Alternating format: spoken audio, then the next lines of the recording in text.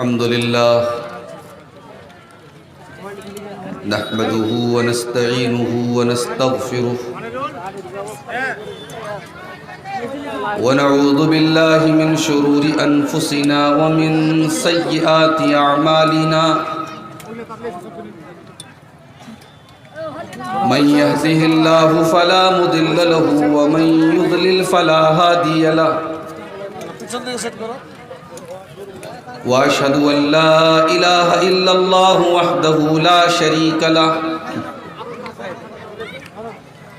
وأشهد أن محمدا عبده ورسوله يا أيها الذين آمنوا اتقوا الله حق تقاته ولا تموتن إلا وأنتم مسلمون يا أيها الناس اتقوا ربكم الذي خلقكم من نفس واحدة وخلق منها زوجها وبث منهما رجالا كثيرا ونساء واتقوا الله الذي تساءلون به والأرحام إن الله كان عليكم رقيبا يا أيها الذين آمنوا اتقوا الله وقولوا قولا سديدا يصلح لكم أعمالكم ويغفر لكم ذنوبكم ومن يطع الله ورسوله فقد فاز فوزا عظيما أما بعد فأعوذ بالله من الشيطان الرجيم بسم الله الرحمن الرحيم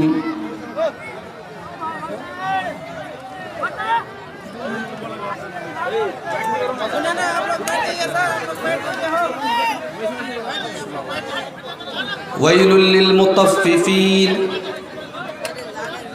الذين إذا اكتالوا على الناس يستوفون وإذا كالوهم أو وزنوهم يكسرون ألا يظن أولئك أنهم مبعوثون ليوم عظيم يوم يقوم الناس لرب العالمين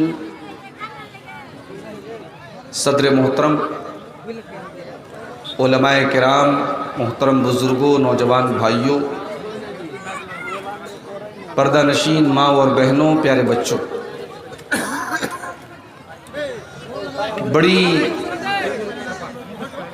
افراتفری کا ماحول ہے۔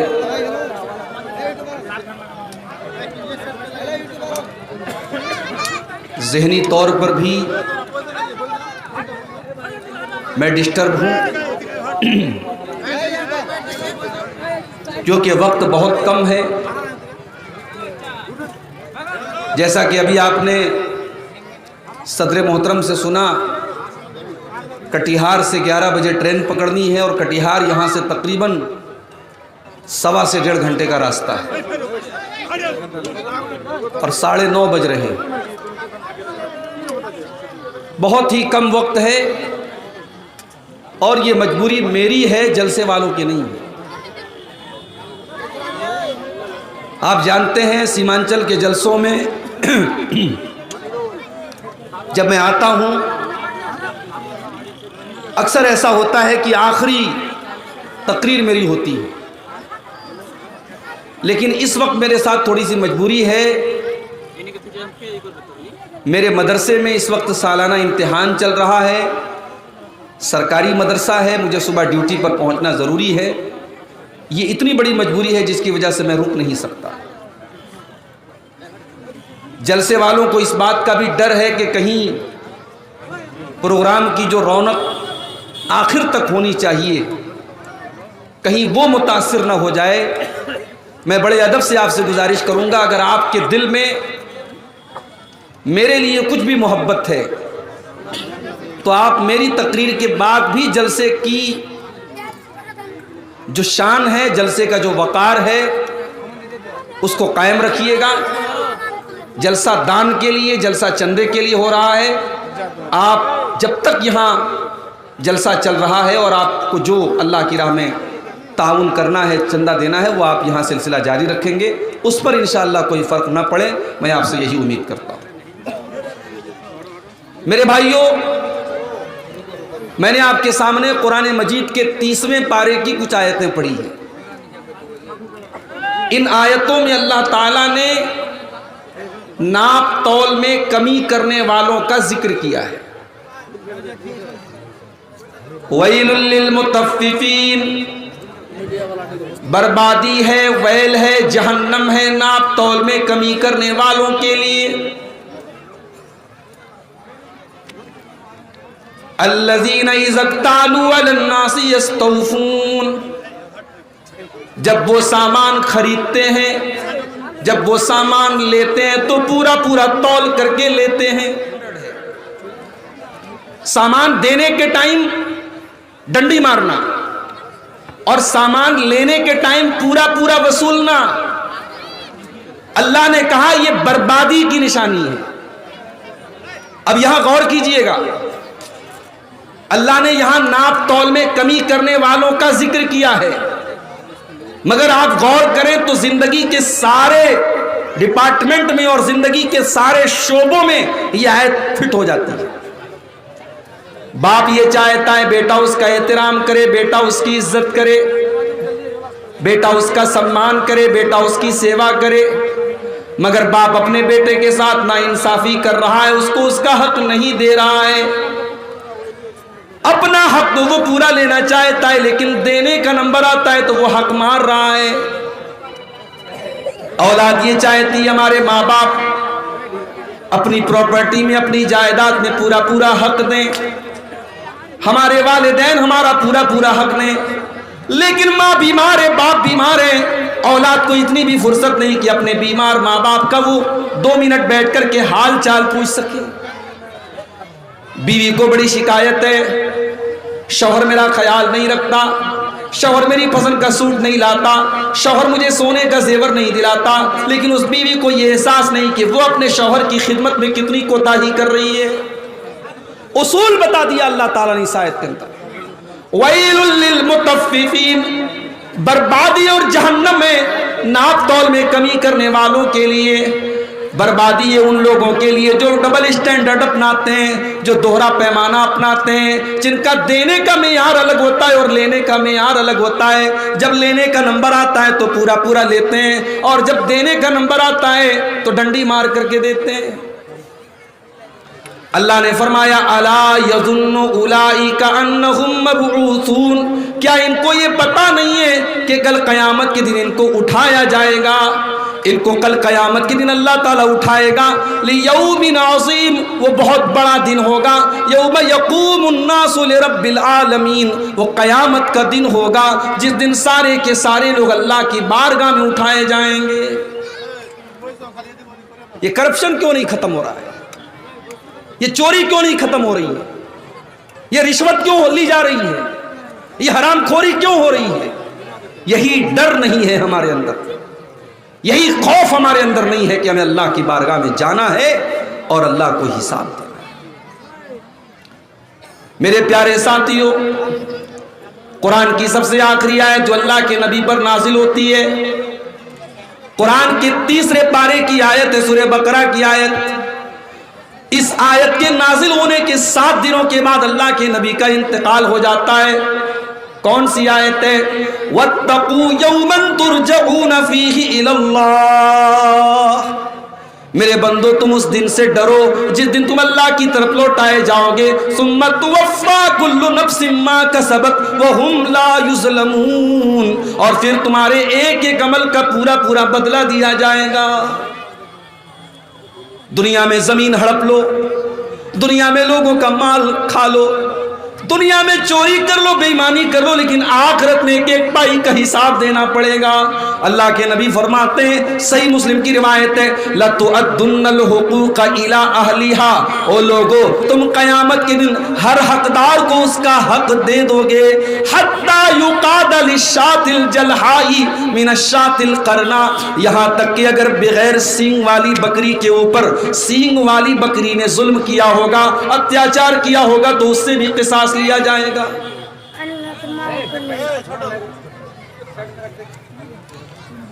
ظلم کرنے والا یاد رکھے کہ قیامت کے دن اس کے ظلم کا پورا پورا بدلہ دیا جائے گا۔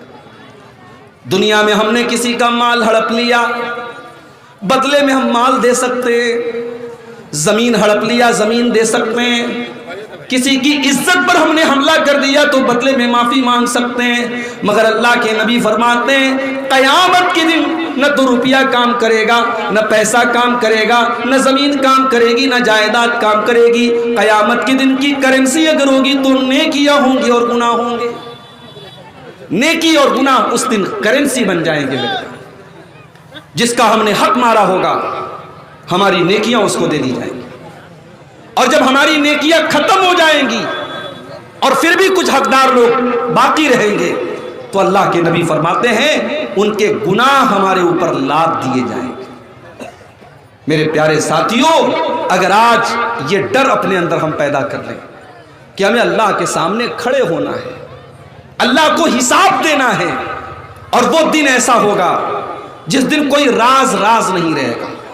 دنیا میں ہمارے بہت راز ہوتے ہیں، بہت سارے سیکرٹ ہوتے ہیں جو ہمارے ساتھ چھپے ہوتے ہیں، لیکن قیامت کے دن کوئی سیکرٹ نہیں رہے گا۔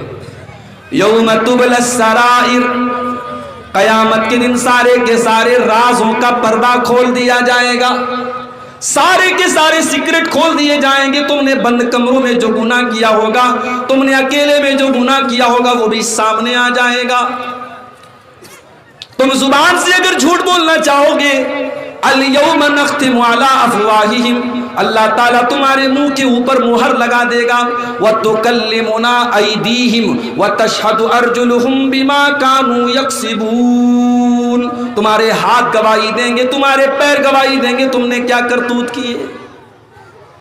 پیر گواہی دے گا، ہاتھ گواہی دے گا، موبائل چلانے والوں یہ انگلیاں گواہی دیں گی، تمہاری آنکھیں گواہی دیں گے تم نے کیا کیا دیکھا، تمہارے کان گواہی دیں گے انہوں نے کیا کیا سنا۔ حتی اذا ما جاؤوہا شہد علیہم سمعہم وابصارہم وجلودہم بما کانوا یعملون، قیامت کے دن تمہارے کان گواہی دیں گے، تمہاری آنکھیں گواہی دیں گی، تمہارے بدن کے چمڑے گواہی دیں گے۔ وَقَالُوا لِجُلُودِهِمْ لِمَ شَهِدْتُمْ عَلَيْنَا قَالُوا أَنْطَقَنَا اللَّهُ الَّذِي أَنْطَقَ كُلَّ شَيْءٍ، انسان اپنی چمڑی کو دیکھ کر کہے گا کہ تجھے بولنا کس نے سکھایا، تو کیسے بولنے لگی، تو انسان کی چمڑی کہے گی اللہ نے ہم کو زبان دے دی۔ یہ قیامت کا دن، اس دن دودھ کا دودھ اور پانی کا پانی ہوگا، اس دن سچ اور جھوٹ کا پردہ فاش ہوگا۔ دنیا میں مجرم بچ جاتا ہے رشوت دے کر کے، جج کو خرید کر کے، وکیلوں کو خرید کر کے، لیکن قیامت کے دن مجرم بچ نہیں سکتا ہے۔ اللہ نے فرمایا قرآن کے 29ویں پارے میں، یومئذ تعرضون لا تخفی منکم خافیہ، قیامت کے دن تم اللہ کی بارگاہ میں پیش کیے جاؤ گے، تمہارا کوئی بھی عمل اللہ سے چھپ نہیں سکتا، کوئی بھی عمل چھپ نہیں سکتا، تم چھپا نہیں سکتے اللہ کی بارگاہ میں کچھ۔ دنیا میں سب سے خطرناک ترازو مانا جاتا ہے سونار کا ترازو۔ ہماری عورتیں جو ناک کی نتھیا پہنتی ہیں، جو کان کے اندر بالی پہنتی ہیں، بڑے معمولی وزن کی ہوتی ہے، سونار کے ترازو پر اس کو رکھ کر کے سونار بتا دیتا ہے اس کا وزن کیا ہے۔ وہ 1 گرام کی بھی نہیں ہوتی، وہ 1 گرام سے بھی کم، آدھا گرام یا 1.25 گرام یا ٹکڑا گرام ہوتی ہے، وہ بھی بتا دیتا ہے ترازو سونار کا۔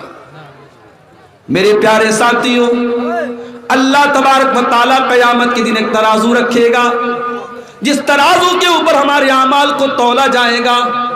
وہ ترازو کیسا ہوگا؟ اللہ نے فرمایا وَنَزَعُ الْمَوَازِينَ الْقِسْطَ لِيَوْمِ الْقِيَامَةِ فَلَا تُظْلَمُ نَفْسٌ شَيْئًا وَإِنْ كَانَ مِثْقَالَ حَبَّةٍ مِّنْ خَرْدَلٍ أَتَيْنَا بِهَا وَكَفَى بِنَا حَاسِبِينَ۔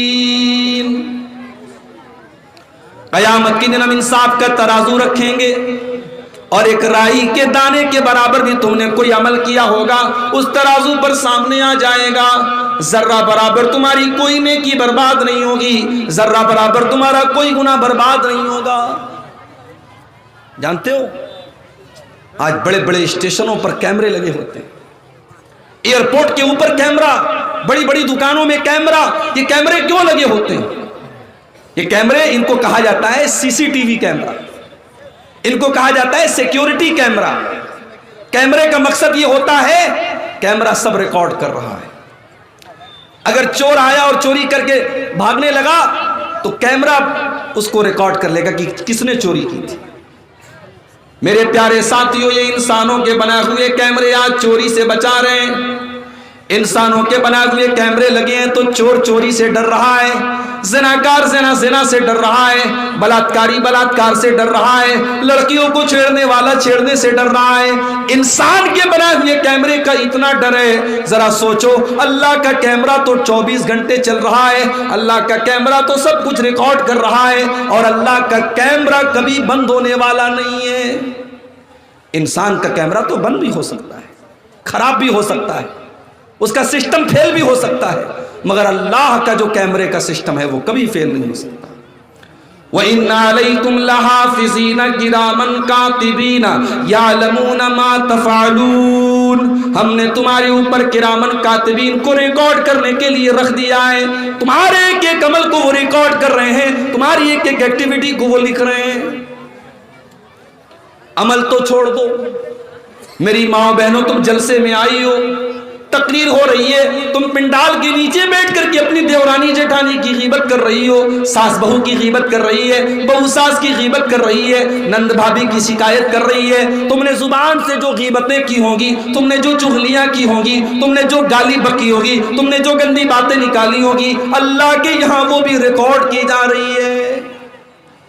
ما یلفظ من قول الا لدیہ رقیب عتید، میرے بندو تمہاری زبان سے نکلنے والے الفاظ ریکارڈ کیے جائیں، اور قیامت کے دن ہماری زندگی بھر کی وہ ریکارڈنگ ہمارے سامنے لائی جائے گی۔ ذرا تصور کرو میرے بھائیوں، دنیا میں ہم نے بہت سارے ایسے گناہ کیے ہیں جو ہم کو پتہ ہے، اللہ کو پتہ ہے، ہماری ماں کو بھی نہیں معلوم، ہمارے باپ کو نہیں معلوم، ہمارے بھائی کو نہیں معلوم، ہمارے پڑوسیوں کو نہیں معلوم۔ کتنے ایسے لوگ ہیں کہ اگر ان کے گناہوں کے بارے میں لوگوں کو پتہ چل جائے تو لوگ ان کی عزت کرنا بند کر دیں۔ ان کی عزت پر اللہ نے پردہ ڈال کے رکھا ہے، ان کے گناہوں کو اللہ نے چھپا کر کے رکھا ہے، مگر قیامت کے دن ہمارے چھپے ہوئے گناہ بھی سامنے آ جائیں گے۔ اللہ فرماتا ہے قرآن کے 15ویں پارے میں سورہ کہف کے اندر، وَوُضِعَ الْكِتَابُ فَتَرَى الْمُجْرِمِينَ مُشْفِقِينَ مِمَّا فِيهِ وَيَقُولُونَ يَا وَيْلَتَنَا مَا لِهَذَا الْكِتَابِ، قیامت کے دن تمہارے نام اعمال رکھے جائیں گے، تمہاری زندگی بھر کا کچا چٹھا رکھا جائے گا، تو جو مجرم لوگ ہوں گے، جو بدکار لوگ ہوں گے، جو گنہگار لوگ ہوں گے، جو حرام کام کرنے والے لوگ ہوں گے، جو ناجائز کام کرنے والے لوگ ہوں گے، وہ ڈرے ہوئے ہوں گے، ڈرے ہوں گے، سہمے ہوں گے، اور کہیں گے یا ویلتنا ما لہذا الکتاب، ہائے ہماری بربادی، یہ کیسی کتاب ہے، اس کتاب نے تو کچھ نہیں چھوڑا، اس میں تو سب کچھ لکھا ہوا ہے۔ میرے بھائیوں، جب تک اس دن کا ڈر ہمارے دل میں پیدا نہیں ہو سکتا، تب تک یقین رکھیے سماج سے برائیاں نہیں ختم ہو سکتی، کرپشن نہیں ختم ہو سکتا، چوری نہیں ختم ہو سکتی۔ آج مسلمان نماز نہیں پڑھتا ہے، کیوں بھائی؟ کیوں نماز نہیں پڑھتا ہے؟ کتنی بڑی تعداد آج ہمارے اور آپ کے بیچ میں ہے جسے 5 ٹائم کی نماز کی کوئی پرواہ نہیں ہے، حی علی الصلاۃ کی آواز آتی رہتی ہے، اسے کوئی فکر نہیں ہے، وہ بازار میں لگا ہوا ہے، کاروبار میں لگا ہوا ہے۔ میرے بھائیوں، کیا نماز آپ کے کاروبار پر اثر ڈالے گی؟ کیا نماز آپ کی دکان پر اثر ڈالے گی؟ نہیں نہیں، آپ نماز بھی پڑھیے، کاروبار بھی کیجئے، آپ نماز بھی پڑھیے، دکان بھی سنبھالیے، اللہ کا وعدہ ہے اللہ آپ کے مال میں اور برکت دے گا۔ رجال لا تلہیہم تجارت ولا بیع عن ذکر اللہ، اللہ کے نیک بندے وہ ہوتے ہیں جب نماز کا ٹائم آتا ہے وہ سارا کاروبار بند کر دیتے ہیں۔ ابھی سیریا کے زلزلے میں ایک 6 یا 7 سال کی بچی جب 3 دن کے بعد زندہ بچ کر کے نکلتی ہے اور ہوش میں آتی ہے تو پہلا جملہ اس کے منہ سے یہ نکلتا ہے کہ کم من صلاۃ ضیعتھا، میں نے کتنے ٹائم کی نمازوں کو چھوڑ دیا۔ میرے بھائیوں، اگر آپ نماز چھوڑ رہے ہیں اس کا مطلب کہ آپ کو احساس نہیں ہے کہ آپ کتنی قیمتی چیز چھوڑ رہے ہیں۔ کتنے ہمارے بھائی ہیں جو نشے کے عادی ہیں، نشہ کر رہے ہیں اور ان سے جب کہو کہ اس نشے کو چھوڑ دو، کہتے ہیں مولوی صاحب لت لگ گئی، شیخ صاحب عادت لگ گئی۔ میں کہتا ہوں کہ دنیا کی بڑی سے بڑی عادتیں اگر آپ کا ارادہ پکا ہو جائے، آپ کا ایمان مضبوط ہو جائے تو عادتیں چھڑائی جا سکتی ہیں۔ نبی کے صحابہ کے دور میں بھی شراب کی لت لگی تھی، شراب کی عادت تھی، لوگوں کو دسترخوان پر شراب رکھا جاتا تھا، لیکن جب قرآن کی آیت نازل ہوئی صحابہ نے اپنے اپنے گھر سے شراب کے برتن نکال کے توڑ کے پھینک دیے۔ میرے بھائیوں، اگر ایمان کی طاقت آپ کے اندر پیدا ہو جائے تو کوئی بھی لت اور کوئی بھی عادت چھوٹنے میں دیر نہیں لگتی۔ اور میں امید کرتا ہوں کہ آئندہ رمضان کا مہینہ بالکل سایہ فگن ہونے والا ہے۔ اب 10-12 دن کا ٹائم ہے، رمضان کا مہینہ شروع ہو رہا ہے۔ آئیے اس آنے والے رمضان کو اپنی زندگی میں ایک بہتر چینجنگ کا ہم مہینہ بنا لیں۔ ہمارے اندر جو بری عادتیں ہیں، کوئی بیڑی پی رہا ہے، کوئی سگریٹ پی رہا ہے، کوئی گندے کام میں لگا ہوا ہے، کوشش کیجئے کہ آنے والے رمضان میں ہم بری عادتوں کو چھوڑنے کا مہینہ اس کو بنا لیں۔ رمضان ہمارے اندر بہت ساری چینجنگ لاتا ہے، اپنے اندر ایک اچھی چینجنگ، ایک اچھا پریورتن، ایک اچھی تبدیلی کا مہینہ رمضان کو بنائیے۔ بڑے مختصر سے وقت میں چند باتیں میں نے رکھی ہیں۔ اللہ سے دعا ہے رب العالمین ہم سب کو نیک عمل اور اچھی سمجھ کی توفیق عطا فرمائے۔ اللہ تعالیٰ اس مدرسے کے لیے جو لوگ تعاون کر رہے ہیں، اللہ ان کے تعاون کو اللہ قبول فرمائے، اور جو لوگ ابھی تک پیچھے رہ گئے ہیں اللہ ان کو بھی توفیق دے وہ آگے بڑھ چڑھ کر کے اس میں حصہ لیں۔ اللہ تعالیٰ ہم سب کو کہنے سننے سے زیادہ عمل کی توفیق عطا فرمائے، جب تک دنیا میں زندہ رکھے اسلام پر زندہ رکھے، اور خاتمہ ہمارا ایمان پر ہو، آمین۔ وآخر دعوانا الحمد للہ رب العالمین۔